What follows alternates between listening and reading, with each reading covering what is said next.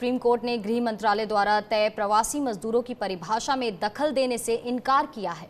गृह मंत्रालय ने साफ किया कि लॉकडाउन से ठीक पहले मूल स्थान से चले जाने वाले लोगों की ही अभी वापस लौटने की इजाजत मिलेगी।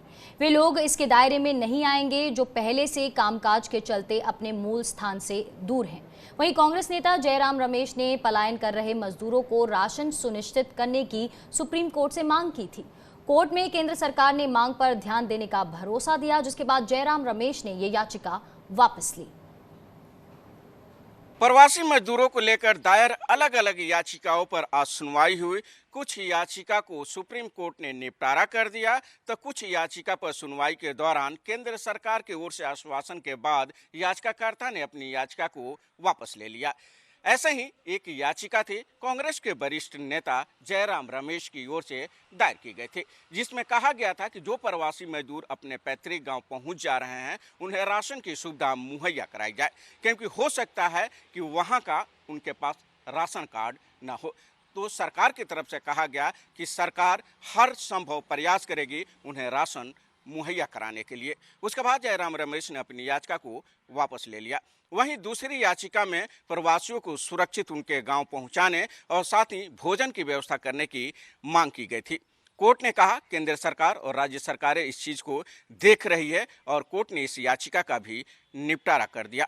तीसरी जो याचिका थी कि प्रवासी मजदूरों को लेकर परिभाषा तय की जाए, क्योंकि एमएचए ने जो एडवाइजरी जारी की थी उसमें अलग अलग परिभाषा तय किए हैं।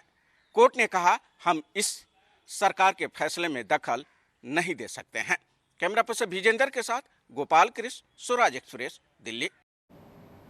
तो यहाँ सुप्रीम कोर्ट ने आज 3 याचिकाओं पर सुनवाई की। सीधा जुड़ते हैं हमारे संवाददाता गोपाल से। गोपाल, प्रवासी मजदूरों को लेकर 3 याचिकाएं यहाँ दायर की गई थी जिन पर आज सुनवाई हुई। सबसे पहले ये जो परिभाषा सेट करने की जो बात थी, जो गृह मंत्रालय की तरफ से की गई, यहाँ पर सुप्रीम कोर्ट इनकार करता हुआ नजर आया। क्या कुछ कहा, क्या कुछ आधार थे, क्या कुछ तर्क दिए गए सुप्रीम कोर्ट की तरफ से जो इनकार यहाँ सामने आया सुप्रीम कोर्ट का? गोपाल देखिए रितिका, सुप्रीम कोर्ट में जो एमएचए के जो एडवाइजरी थी प्रवासी मजदूरों को लेकर के, उसको कहा गया कि इसे सुप्रीम कोर्ट इसकी परिभाषा तय करे, क्योंकि जो एडवाइजरी है उसके मुताबिक वही प्रवासी मजदूर अपने घर जा सकते हैं जो आए थे दिल्ली काम के लिए या बाहर आए थे काम के लिए और फंस गए, यानी कि 2-4 दिन के लिए आए थे, महीना दिन के लिए आए थे और फंस गए। यानी कि जो पहले से अगर सालों से रह रहा है तो वो नहीं जा सकता, वो प्रवासी मजदूर के तौर पर उसको इसका लाभ नहीं मिलेगा। सुप्रीम कोर्ट ने कहा कि हम सरकार के इस फैसले पर दखल नहीं दे सकते हैं, सरकार बेहतर तरीके से इस चीज को समझ सकती है,